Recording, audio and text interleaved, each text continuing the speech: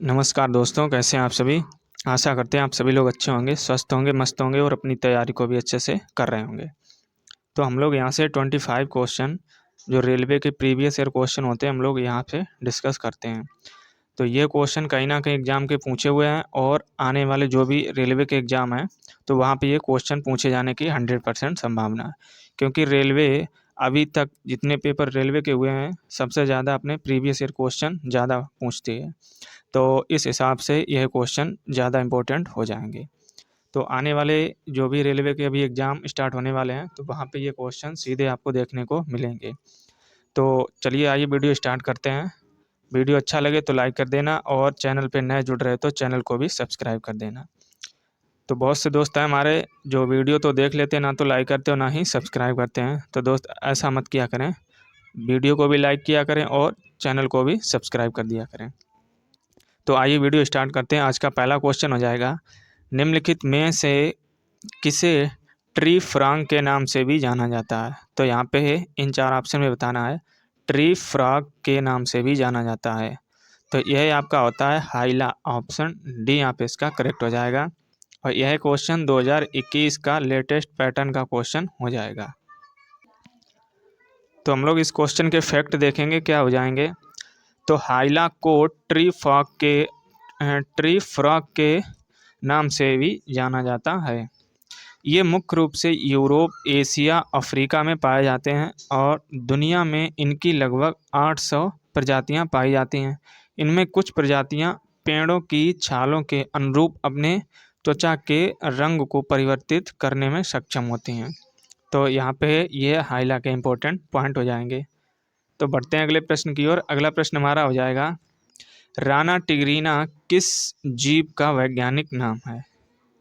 तो यहाँ पे है ये जो वैज्ञानिक नाम दिया गया आपको राना टिग्रीना, तो यह आपको बताना है किस जीव का वैज्ञानिक नाम होता है। तो ये चार ऑप्शन रहे आपके।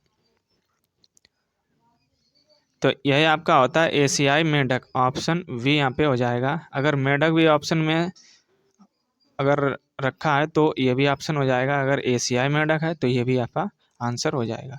तो यहाँ पे इस तरह करेक्ट आंसर हो जाएगा ऑप्शन वी। तो आइए हम लोग इसके इम्पोर्टेंट पॉइंट देखें। तो इम्पोर्टेंट पॉइंट में आया आपके कुछ जंतु और उनके वैज्ञानिक नाम यहाँ पे दिए गए हैं। तो सबसे पहले आपका हो जाएगा भेड़िया। तो भेड़िया का ये वैज्ञानिक नाम हो जाएगा आपका कैनिस ल्यूपस। तो यह आपका भेड़िए का वैज्ञानिक नाम हो जाएगा। एशियाई मेंढक का हो जाएगा ये राना टिग्रीना। और वाघ का हो जाएगा पैंथरा टाइग्रिस। तो पैंथरा टाइग्रिस ये वाघ का याद रखना है। इंग्लिश में हम लोग टाइगर बोलते हैं तो टाइग्रिस से इसको रिलेट कर लेना है। तेंदुआ को हम लोग बोलते हैं पैंथरा पार्ड्स।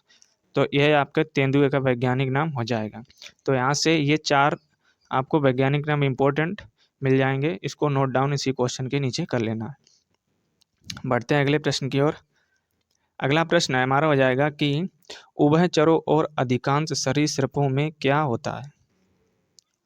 तो यहाँ पे इन चार ऑप्शन में बताना है उभयचरों और अधिकांश सरीसृपों में क्या होता है। तो ऑप्शन आपके चार ये सामने रहे। तो इनमें आपके हो जाते हैं तीन कक्षीय हृदय। तो ऑप्शन वी यहाँ पे इसका करेक्ट हो जाएगा। तो उभयचरों और अधिकांश सरीसृपों में आपके तीन कक्षीय हृदय पाए जाते हैं। तो हम लोग इसके फैक्ट देखेंगे क्या हो जाएंगे।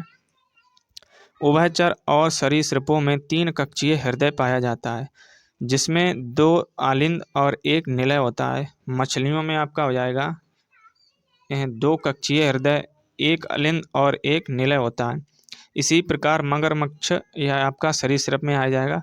पक्षियों एवं स्तनधारियों में ये चार कक्षीय हृदय यानी दो निलय और दो आलिंद और दो निलय पाए जाते हैं।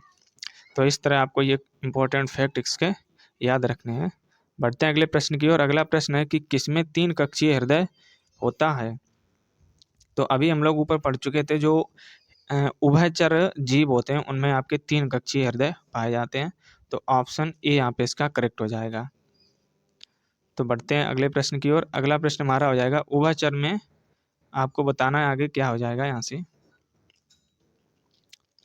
तो उभयचर में इसका ऑप्शन ए है कि सल्क के साथ शुष्क और ग्रंथ विहीन त्वचा होती है। तो ये आपके गलत हो जाएगा। पंखों के साथ शुष्क और ग्रंथि विहीन त्वचा होती है, ये भी गलत हो जाएगा। बालों के साथ ग्रंथि वाली त्वचा होती है, ये भी गलत हो जाएगा यहाँ पे।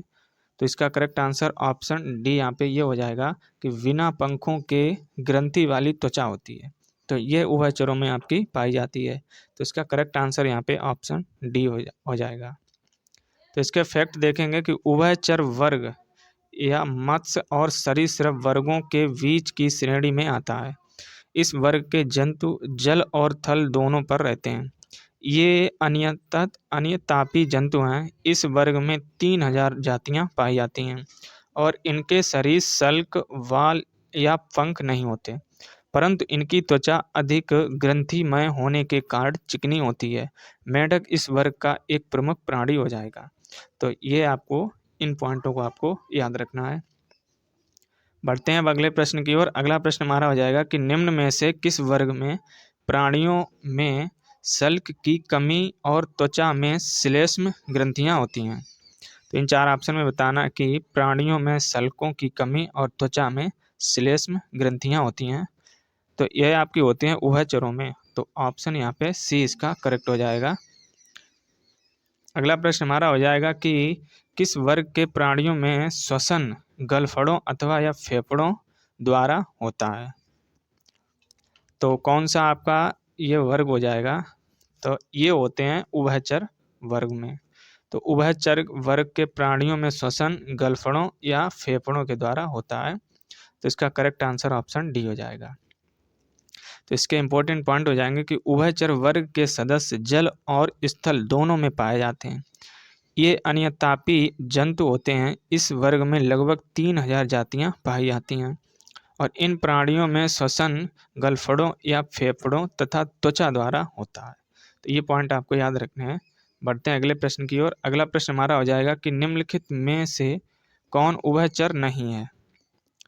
तो यहाँ पे बताना है उभयचर आपका नहीं है।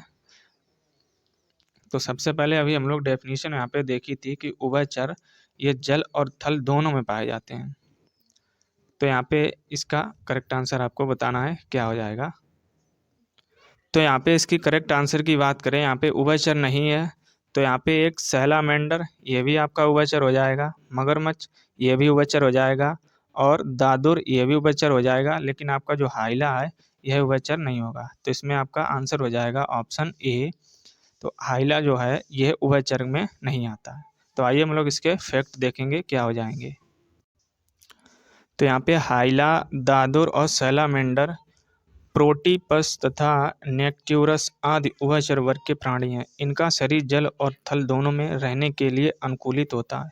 जबकि आपका मगरमच्छ है यह सरीसृप वर्ग का प्राणी है और इस वर्ग के सभी जंतु जमीन, दीवारों और पेड़ों आदि पर रेंग कर चलते हैं, परंतु कुछ जातियां आपकी पानी में भी रहती हैं। तो ये फैक्ट आपको याद रखने हैं। अब हम लोग बढ़ेंगे एक नए चैप्टर की ओर जिसका नाम हो जाएगा सरीसृप। तो यहाँ से रेलवे में किस तरह के क्वेश्चन आते हैं और सरीसृप वर्ग में कौन कौन से आपके जीव आते हैं हम लोग यहाँ से इसको भी डिस्कस करेंगे। तो यहाँ पे पहला क्वेश्चन आपका हो जाएगा कि निम्नलिखित में से किस प्रकार वर्ग में तापमान कुछ प्रजातियों में लिंग का निर्धारण करता है। तो ये ऐसा वर्ग आपका हो जाएगा ऑप्शन डी यहाँ पे सरीसृप वर्ग। तो सरीसृप वर्ग आपका इसका करेक्ट आंसर हो जाएगा। तो ये एकदम लेटेस्ट पैटर्न 2022 का ही प्रीवियस ईयर का क्वेश्चन है। तो हम लोग इसके इम्पोर्टेंट पॉइंट देखेंगे क्या हो जाएंगे।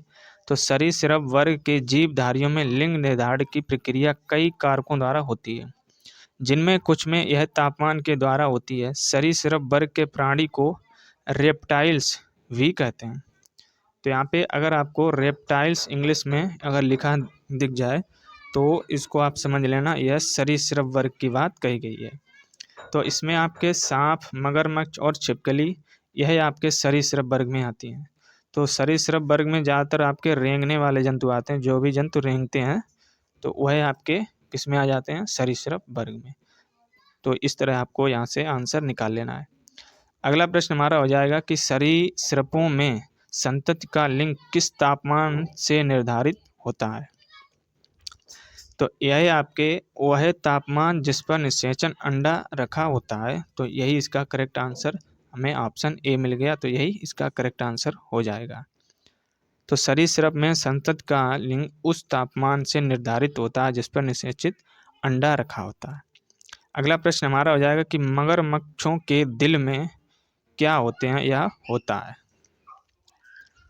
यानी मगरमच्छ में कितने प्रकोष्ठ होते हैं, इसका यही क्वेश्चन आपको पूछा जा रहा है। तो इसमें होते हैं 4 चैम्बर, ये आपको याद रखना है। तो इसका एक करेक्ट आंसर ऑप्शन वी यहाँ पे हो जाएगा। तो मगरमच्छ में 4 चैम्बर आपके होते हैं, यानी 4 प्रकोष्ठ होते हैं। तो यह NTPC 2021 का क्वेश्चन है। अब हम लोग इसके फैक्ट देखेंगे। तो मगरमच्छ के हृदय में 4 प्रकोष्ठ यानी 2 आलिंद और 2 निलय होते हैं। श्वसन फेफड़ों द्वारा यह करता है और मगरमच्छ रेप्टिलिया वर्ग का जंतु यानी रेप्टाइल्स यानी सरीसृप वर्ग का आपका यह जंतु हो जाएगा। अगला प्रश्न हमारा हो जाएगा कि निम्नलिखित में से कौन अकशेरुकी प्राणियों में शामिल नहीं है।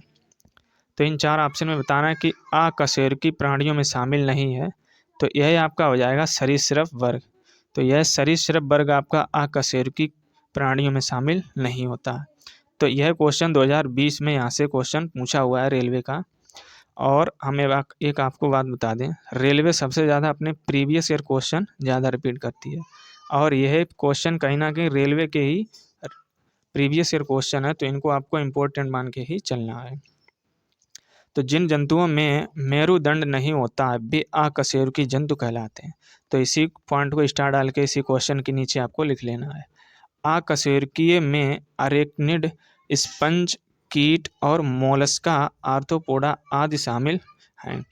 जिन प्राणियों में मेरुदंड पाया जाता है उन्हें कशेरुकी जंतु कहा जाता है, और जिनमें नहीं पाया जाता है तो उन्हें अकशेरुकी जंतु कहते हैं। और इस श्रेणी में आपके हो जाएंगे मछली, उभयचर, सरीसृप, पक्षी और स्तनधारी शामिल हैं। रेंग कर चलने वाले असमतापी कशेरुकी जीवों को सरीसृप कहते हैं। उदाहरण के लिए आपका हो जाएगा सांप, छिपकली, कछुआ आदि, यह आपके सरीसृप वर्ग में आते हैं, यानी ये सारे के सारे रेंगने वाले आपके जंतु हो जाएंगे। तो अब बढ़ते हैं अगले प्रश्न की ओर। अगला प्रश्न हमारा हो जाएगा, निम्नलिखित में से कौन सा विकल्प मच्छरों के जीवन चक्र के 4 चरणों का सही क्रम दर्शाता है। तो जो मच्छरों के जीवन का क्रम होता है उसके 4 चरण होते हैं। तो यहाँ पे चरण को क्रमबद्ध लगाया गया है, तो ऐसा कौन सा क्रम आपका सही हो जाएगा। तो इसमें आपका यह क्रम हो जाएगा ऑप्शन सी वाला, जिसमें आपका अंडा हो जाएगा, फिर लार्वा होता है, फिर प्यूपा होता है, फिर आपका होता है पूर्णक। तो इसमें आपका करेक्ट आंसर ऑप्शन सी, ये क्रम आपका सही हो जाएगा। तो हम लोग इसके फैक्ट देखेंगे क्या हो जाएंगे। तो यहाँ पे मच्छर का जीवन चक्र सामान्य 21 दिन का होता है और 24 घंटे में अंडा विकसित होकर लार्वा बनता है, और यह 4 से 5 दिन में प्यूपा में बदल जाता है। इसके बाद 2 से 3 दिन में यह पूर्णतः वयस्क मच्छर बन जाता है। अतः सही क्रम इसका यह हो जाएगा अंडा, फिर लार्वा, फिर प्यूपा, फिर आपका पूर्णक। तो यह क्रम इसका करेक्ट हो जाएगा। बढ़ते हैं अगले प्रश्न की ओर। अगला प्रश्न हमारा हो जाएगा कि वर्ग सरीसृप में आपको बताना है 4 ऑप्शन में आगे क्या हो जाएगा। तो यहाँ पे ए ऑप्शन है कि सल्क के साथ शुष्क और ग्रंथि विहीन त्वचा होती है। तो यही ऑप्शन हमें मिल गया ए, तो यही करेक्ट हो जाएगा यहाँ पे। तो यानी वर्ग सरीसृप में सल्क के साथ शुष्क और ग्रंथि विहीन त्वचा होती है। तो इसका ऑप्शन ए हमें मिल गया यहाँ पे, यही करेक्ट हो जाएगा। तो रेप्टाइलिया वर्ग के सभी जंतु जमीन, दीवारों तथा पेड़ आदि पर रेंग कर चलते हैं। ये अनियत तापी जंतु हैं। इनकी त्वचा में एपिडर्मल श्रृंगी सल्क पाए जाते हैं और इनका अंतः कंकाल अस्थि का बना होता है। इनकी त्वचा रूखी होती है क्योंकि इनमें ग्रंथियां नहीं होती हैं। तो इसके ये रहे फैक्ट। अगला प्रश्न हमारा हो जाएगा कि किस वर्ग के जानवरों की त्वचा शुष्क और ग्रंथि विहीन होती है। तो इन 4 ऑप्शन में बताना कि किस वर्ग के जानवरों की त्वचा शुष्क और ग्रंथि विहीन होती है। तो यह आपके होते हैं सरीसृप वर्ग के। तो इसमें करेक्ट आंसर ऑप्शन डी यहाँ पे हो जाएगा। अगला प्रश्न हमारा हो जाएगा कि अधिकांश सरीसृपों में एक क्या होता है। तो यहाँ पे बताना है कि अधिकांश सरीसृपों में एक आपका इस खाली स्थान पे क्या भरना है। तो ज़्यादातर आपके यानी मैक्सिमम सरीसृपों में, रेप्टाइल्स में आपके 3 कक्षीय हृदय पाए जाते हैं। तो यहाँ पे यही इसका करेक्ट आंसर हो जाएगा। तो मैक्सिमम आपके रेप्टाइल्स होते हैं उनमें आपके 3 कक्षीय हृदय पाए जाते हैं। अगला प्रश्न हो जाएगा कि अंडे देने वाले प्राणी कहलाते हैं। तो ये इम्पोर्टेंट क्वेश्चन है रेलवे के लिए। तो इस तरह के क्वेश्चन रेलवे काफ़ी पूछता है प्रीवियस ईयर अपने। तो अंडे देने वाले प्राणी आपके कहलाते हैं यह अंडज प्राणी। तो यहाँ पे क्वेश्चन से ही आप आंसर निकाल सकते हैं इजीली। तो अंडज प्राणी है आपके अंडे देने वाले प्राणी कहलाते हैं। अंडे देने वाले प्राणी अंडज कहलाते हैं और इस वर्ग के सभी जंतु जमीन, दीवारों और पेड़ों आदि पर रेंग कर चलते हैं, इसलिए इन्हें सरीसृप वर्ग में रखा जाता है। इनमें अनेकों प्रकार की छिपकली, सर्प, घड़ियाल और कछुआ तथा आपका अजगर भी इसी में आ जाएगा।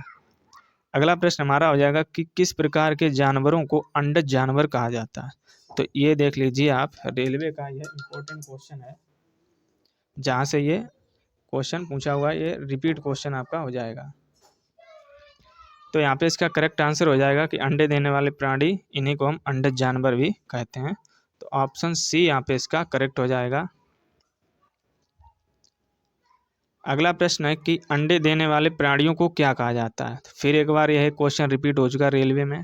तो आप देख सकते हैं वहाँ पे पहले शिफ्ट सेकेंड में पूछा गया, फिर आपका शिफ्ट यहाँ पे थर्ड में यहाँ पे पूछा गया।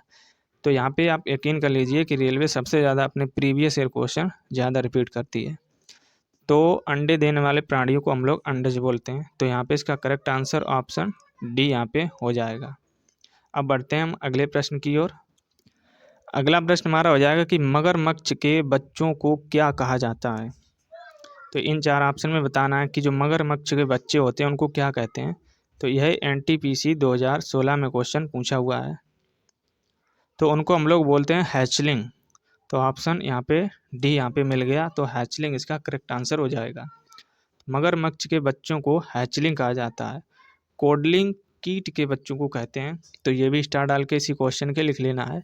तो कोडलिंग यह कीट के बच्चों को कहते हैं और गोलसिंग यह हंस का बच्चा, इसको बोलते हैं गोलसिंग, गोसलिंग आपको कहते हैं, और फिंगरलिंग यह आपकी छोटी मछली को कहते हैं। तो ये 4 पॉइंट यहीं पे स्टार डाल के इसी क्वेश्चन के नीचे आपको लिख लेना है। बढ़ते हैं अगले प्रश्न की ओर। अगला प्रश्न है कि निम्नलिखित में से कौन सा जंतु सरीसृप वर्ग से संबंधित नहीं है। तो यहाँ पे इन 4 ऑप्शन में बताना है कि सरीसृप वर्ग से संबंधित नहीं है। तो यहाँ पे ऑप्शन ए है कछुआ। तो यह भी आपका रेंगता है, यानी रेंग के चलता है। तो ये भी आपका हो जाएगा। मगरमच्छ ये भी रेंग के चलता है, और सर्प ये भी रेंग के चलता है।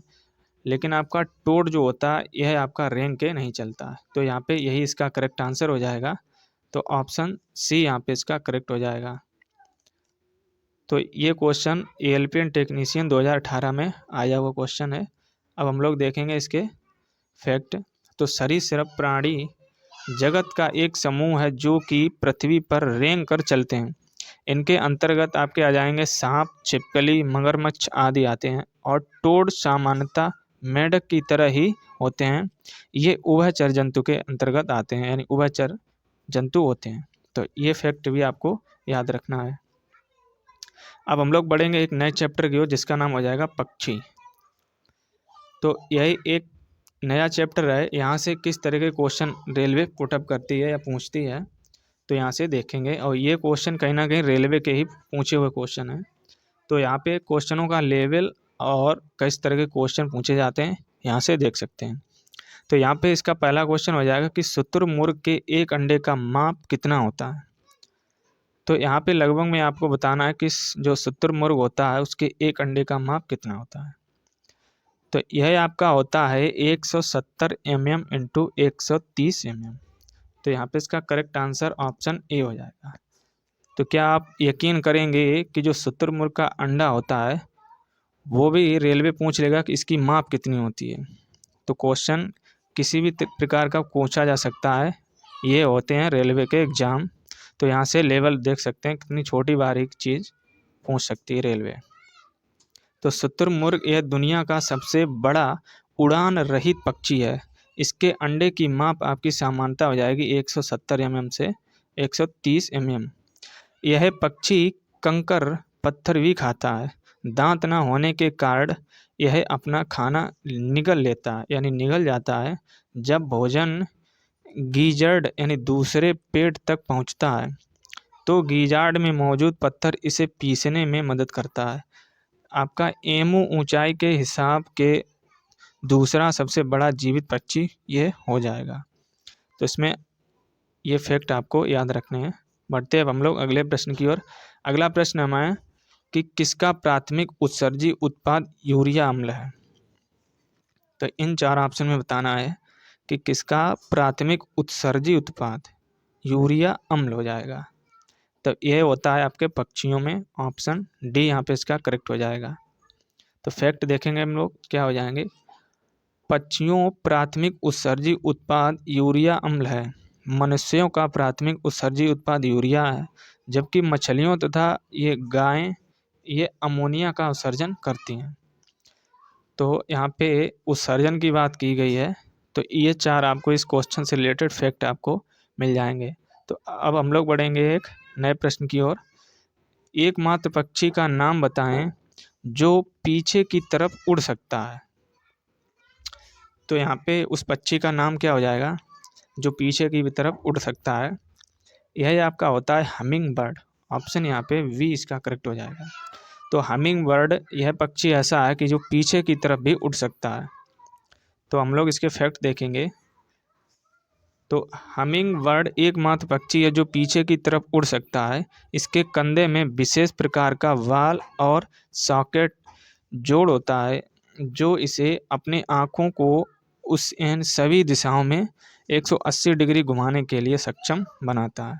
तो इस तरह के इसीलिए यह मुड़ सकता है या पीछे की ओर घूम सकता है। अब हम लोग बढ़ेंगे एक नए क्वेश्चन, और यह क्वेश्चन आज का हो जाएगा हमारा 25 क्वेश्चन, यानी इस वीडियो का यह लास्ट क्वेश्चन हो जाएगा। तो आइए क्वेश्चन क्या है, पीछे की ओर उड़ने वाला एकमात्र पक्षी कौन सा हो जाएगा। तो वहाँ पे देखेंगे हम लोग सबसे पहले कि यह क्वेश्चन आपका सबसे पहले यहाँ पे पूछा गया था 2016 में। फिर उसके बाद जब नेक्स्ट एग्जाम हुआ आपका एनटीपीसी का, यह 2021 में हुआ। वहाँ पे क्वेश्चन सेम क्वेश्चन यह रिपीट हुआ। तो आप यहाँ से विश्वास कर सकते हैं कि रेलवे अपने प्रीवियस ईयर क्वेश्चन पे कितना फोकस रखती है। तो इसका आपका आंसर हो जाएगा हमिंग बर्ड। ऑप्शन यहाँ पे ए इसका करेक्ट हो जाएगा। तो यहाँ से इस तरह आपके कंप्लीट होते हैं आज के 25 क्वेश्चन। और अगर आपको कंटेंट और वीडियो अच्छा लगे तो लाइक कर देना। चैनल पे नए जुड़ रहे तो चैनल को सब्सक्राइब भी कर देना और अपने यार दोस्त ग्रुप में शेयर कर देना। तो फिर मिलते हैं हम लोग एक नए वीडियो में। जय हिंद।